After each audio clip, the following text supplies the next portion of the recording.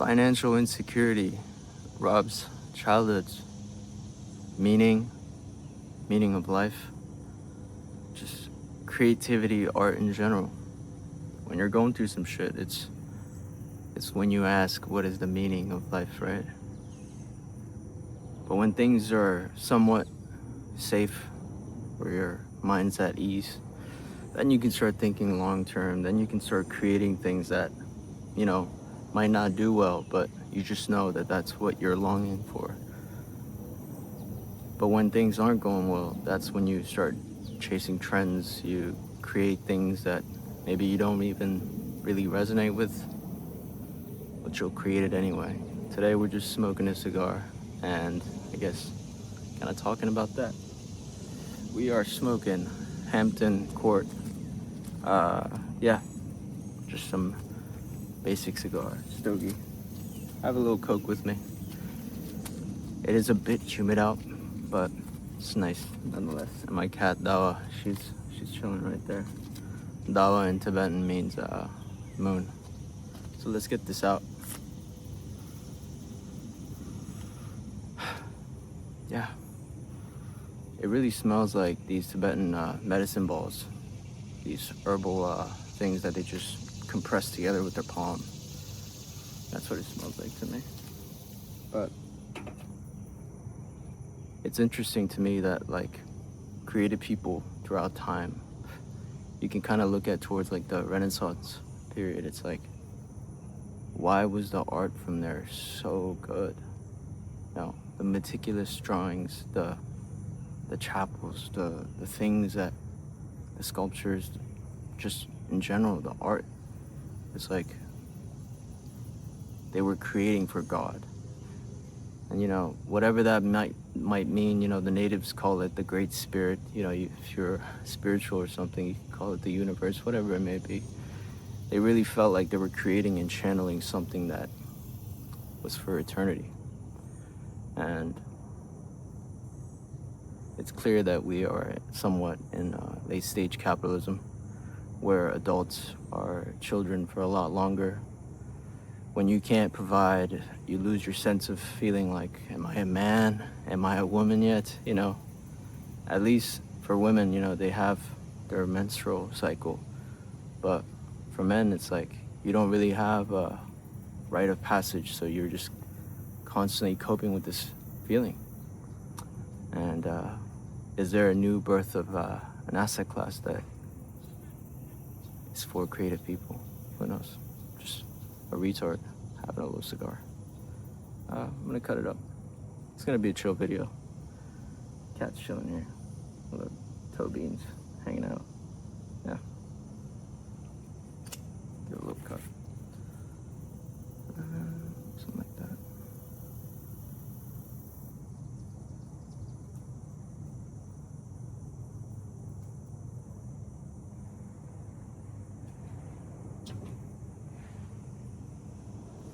Alright. Nice clean cut. Just gonna have a little smoke.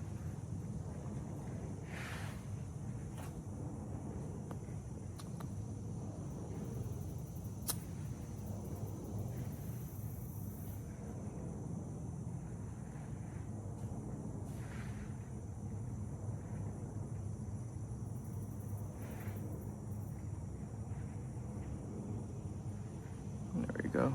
Got a nice little char on it.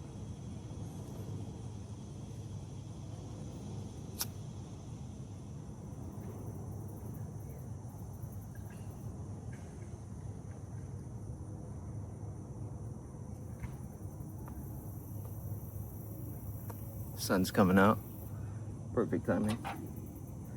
But yeah, you know, if you're a creative person, you're naturally not going to be thinking too much towards metrics, numbers. You're just not wired for that. And in that state, it's kind of self-destructive too, because you'll just sink every dollar you have into a project and say, fuck it. If it doesn't work, it's not meant to be. Which, for the most times, won't work, and you'll find yourself in even deeper rut And then the drinking, the coping mechanisms, whatever it might be for you, it's like all of that is the result. And so we're questioning if there is an asset class that can provide some sort of security so you can keep the wolf at bay, so to speak. And from there, you can have all the chaos, you know. Some level of order is necessary, so to speak.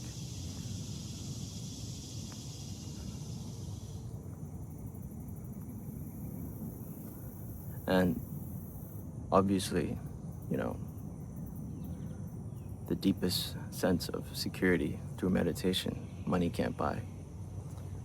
It's something one has to do. Like, you actually have to let it burn you.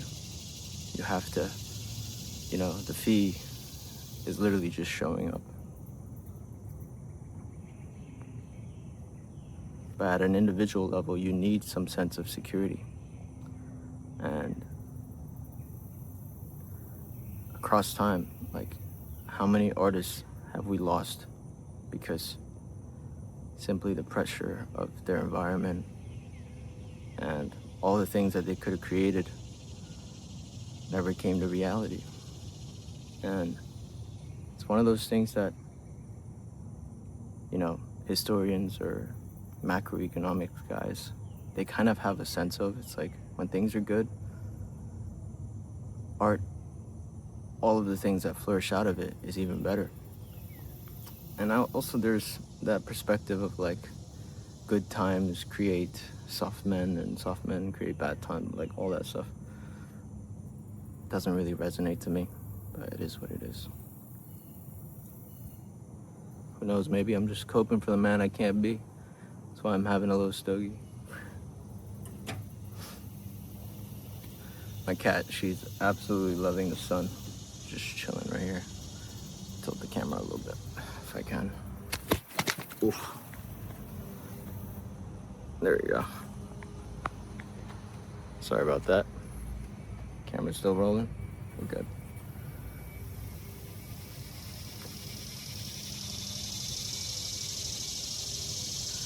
And that birth of a new asset class, I really think it's SPX6900. And listen, I understand. You hear it and you just go, scam. Because crypto is synonymous with grifters, people looking for exit liquidity, people just looking to make a quick buck.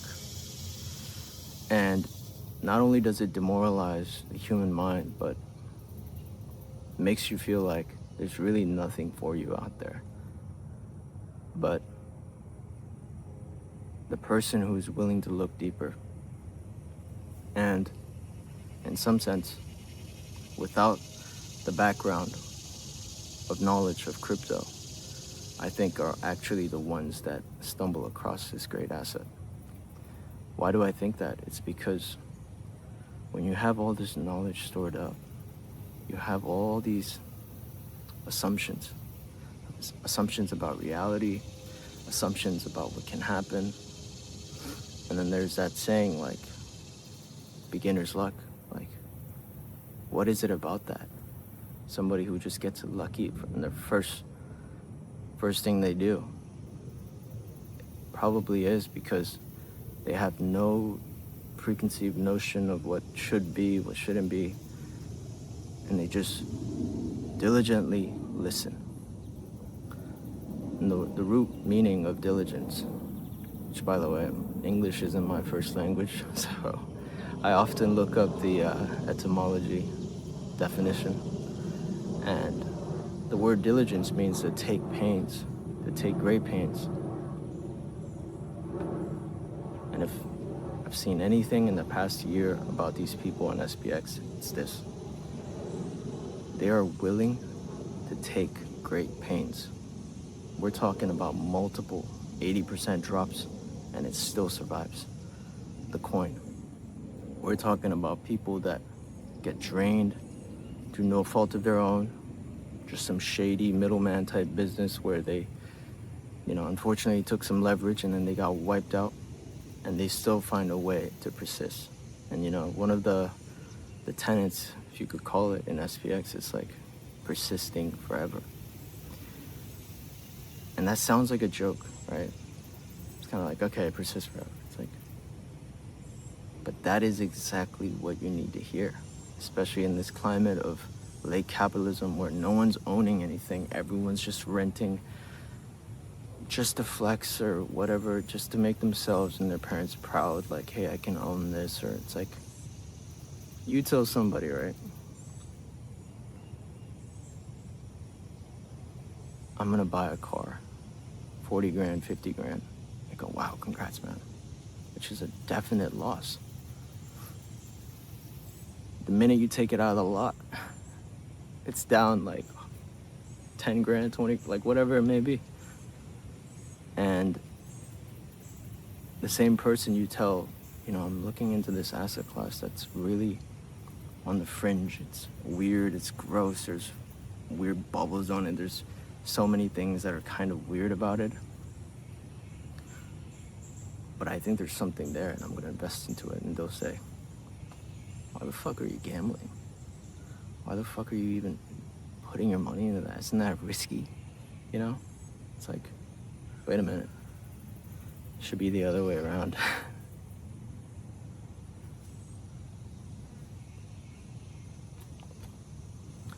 A little bitter aftertaste, but I quite like it.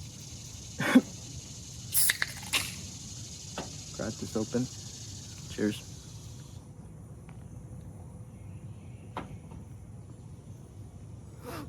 And you don't need me to explain to you that financial insecurity literally robs childhoods. It robs meaning of life when you have so much pressure. You think, am I just meant to be this, for lack of a better word, slave?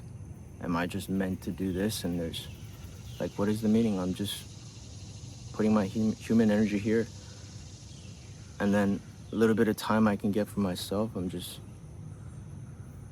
trying to feel better so the next time I go back to work, it's like I'm okay.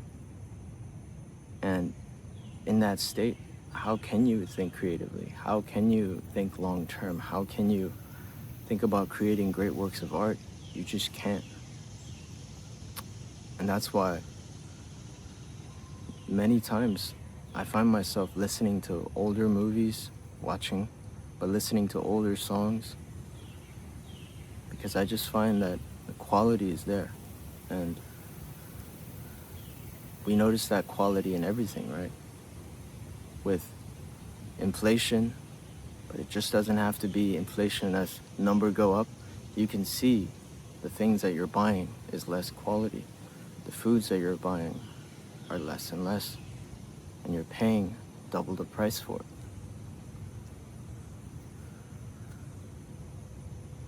So the answer just can't be like, okay, put it into the regular S&P. It's like, yeah, at the birth of it, maybe in the 90s, you could have done that and you would have done really well.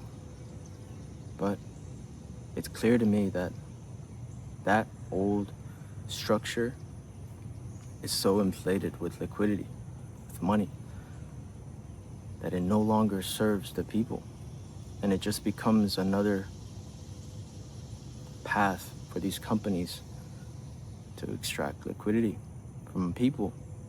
SpaceX just recently, I believe it IPO'd at like $40, and then it went to like 200 if I'm not mistaken, and now it's at 130, like down however many percent. And it's like, the people that got in at cents to dollars, they all left. So what is that, What is that for the average Joe? What is that for the young adult? What is that for Gen Z, so-called the lost generation? It's like, don't know.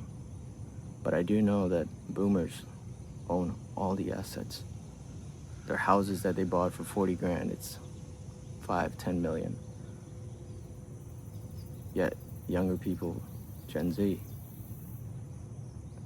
owning a house is just a luxury. You know, the white picket fence, the American dream, it's a luxury. If you could even find a good rent with good roommates, which, by the way, good roommates is difficult, that is like your saving grace. You're like, okay, whew, at least I just found a good roommate, and we're splitting the rent. It's like, be happy with that. It's like, jeez. Like, I know someone who was in a relationship with somebody, and they're no longer together, but they stay together because the rent. It's unfortunate, but that's what it is.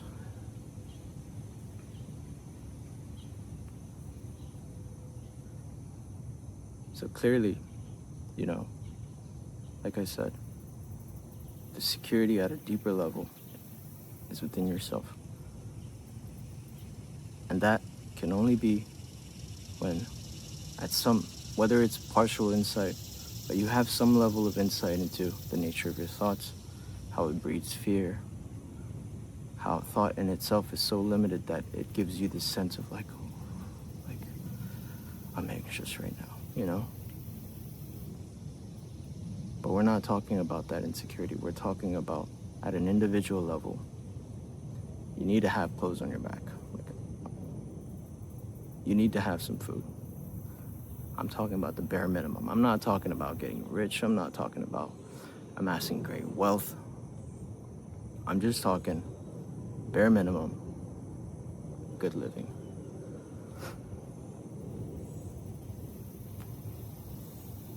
And everyone has this like mass hysteria or knowledge of what the 90s were.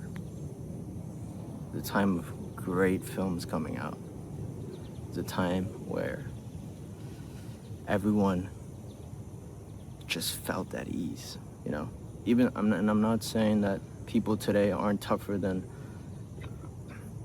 back then. It's like, no, people were definitely more tougher. People were definitely more resilient.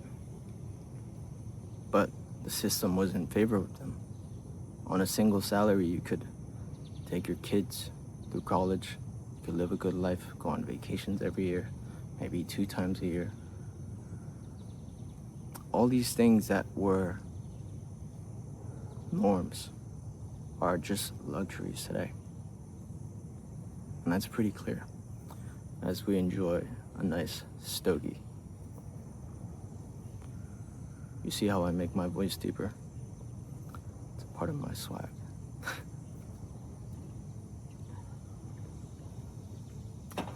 Just haven't had too much caffeine today, so a bit more mellowed out. And this cigar has a little buzz.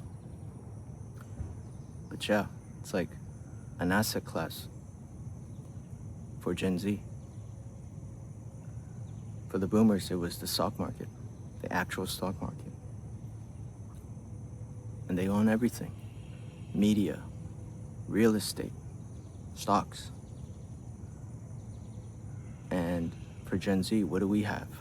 OnlyFans, online, offshore, onshore casino, whatever, all the gambling shit, and gaming.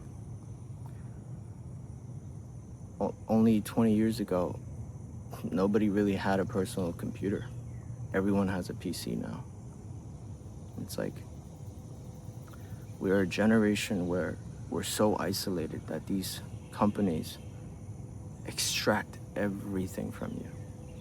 And it's not as malicious as it seems, because obviously to make a great company, it's so difficult. You suffer so long, and finally when you get a break, you get a break.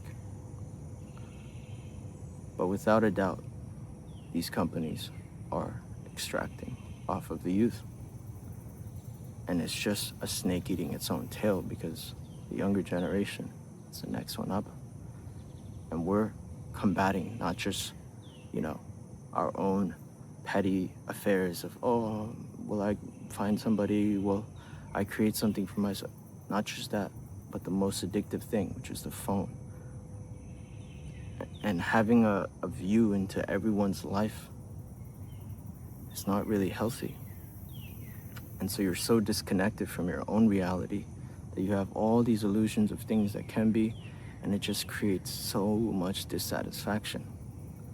And that is why I believe SPX6900 is the vessel of dissatisfaction. It is a critique of the old system, the S&P 500, and it just has an outer layer of meme, outer layer of a joke, which it is. You know, I may be trying to be deep here, but it's really not that deep. It's like, we're just saying, yeah, we're just a bigger number. We got more S&Ps, and we're actually better than you. Kind of a joke, obviously. But there's never been a vehicle like this where somebody can stop it. I'm not saying someone as a person, but with GameStop, they halted trading. You couldn't sell your shares. And if something similar like this happens again, you just have to question as yourself, like, Bitcoin happened, which at a fundamental level is just ones and zeros. That's what it is. But the value comes from the fact that someone will always buy it.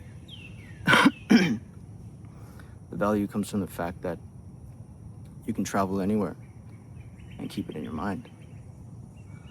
The value comes from the fact that you don't have to worry about safety as far as someone literally robbing you for it, which in some cases people do get robbed, especially in France, I've heard. But on a physical level, you're not, a squirrel just hoarding these coins and you're like, don't come and get to my house. Or, I wrote a song about, Jack Sparrow. It's like, you're not worried about this little X mark on a place where you just dug up and just put everything there. It's like, so there's some value to that. But what about Dogecoin? What's the value of that? The people. What about GameStop? Rose up to like $300 or more, if I remember. How does that happen? Dissatisfaction. So now we understand at some level the cards that we're dealt, right? And I'm really not here to be like, boomers are bad and all that. No, I think they're super resilient. They have a level head as far as, all the chaos of back then. But the boomer mentality is the thing that needs to get checked. It's like, you can't just look at a Gen Z and be like, when I was your age, a good handshake would get you a job. It's like, there are no jobs.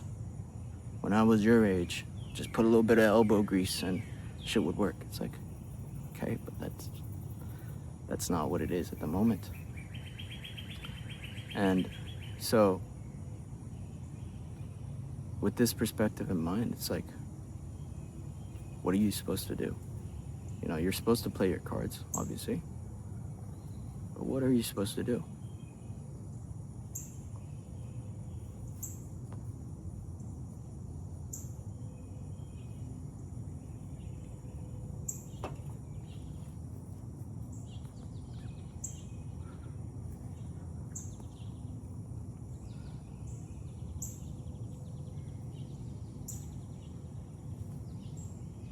For many kids, for many Gen Zers, the answer is escape. You escape into the digital world, which makes you even more isolated. And in that digital world, you are subject to extraction. Constantly feeling this void in yourself with things you could buy, subscriptions to things you don't need, and you're just getting extracted. But some few have realized this, and they've banded together in assets like Bitcoin, and assets like Dogecoin, XRP, things that have had insane returns for for the original holders. And it's not clear to me that they got in because of the money. It sounds so counterintuitive, but it really isn't. Because if you're just chasing this number go up thing, it's like you're gonna be insanely selfish, and you're gonna start thinking, how can I do something? How can I implement a change into the market that has some kind of return on myself? And you start thinking you're a trader when you're not, which by the way, very few people I think can trade. And so it's just lose, lose, lose, lose, lose. And when you have a come to Jesus moment, you're like, fuck, I was just gambling. That's all I was doing.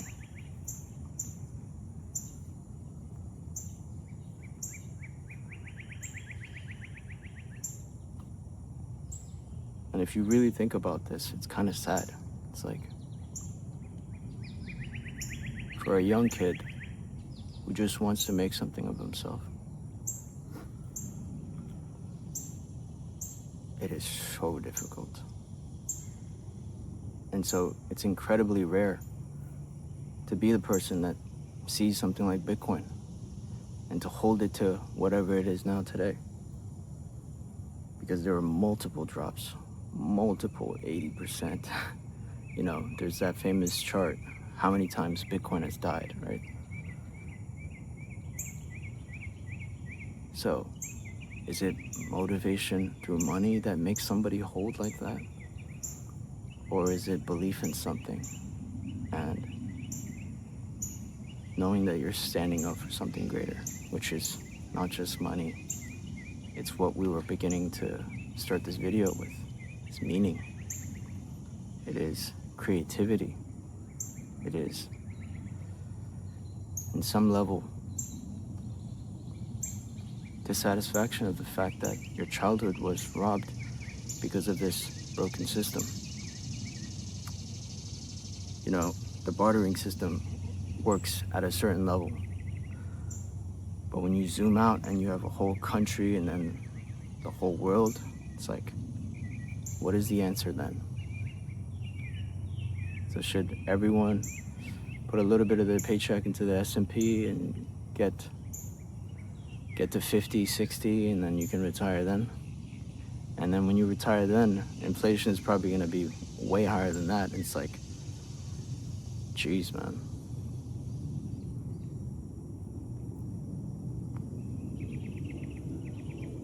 And then you can be a person who meditates, who sees at some level that the nature of all this is your mind. And you can find some peace in there. And whether it's partial insight or full insight, you see the nature of it, and you make peace with it. Now,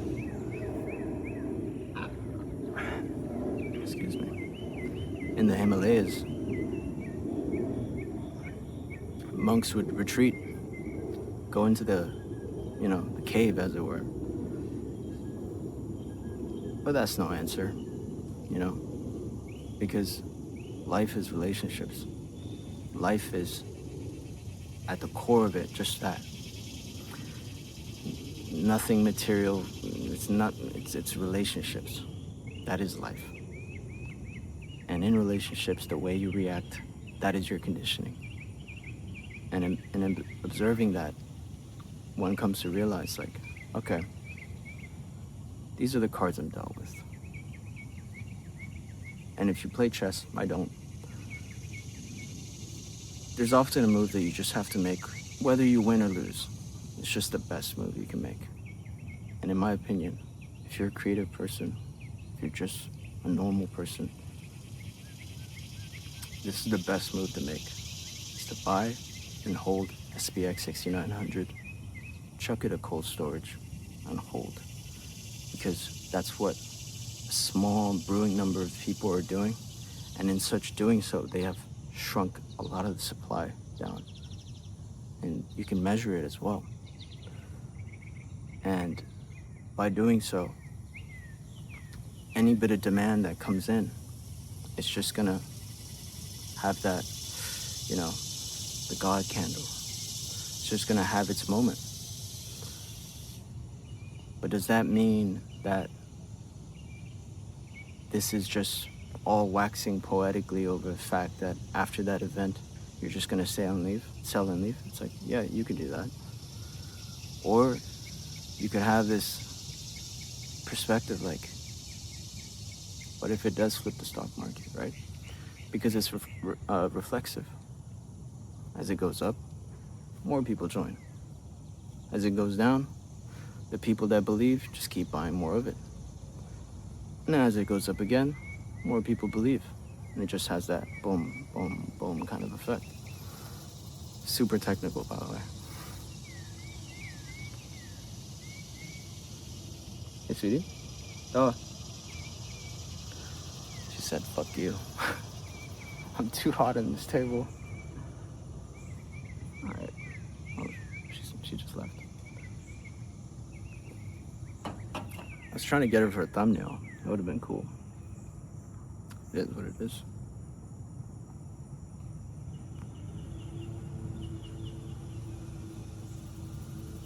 And what's interesting to me is like SPX6900. You know, we're being entirely logical here. We're not saying like this is a get-rich-quick scheme. We're not just looking at it as something that you could do to, for lack of a better word, gamble. We're saying it's a long journey, so buckle up. And yeah, I'm excited to make videos in the future when we get closer to that goal. So flip the stock market. Persist forever. Peace.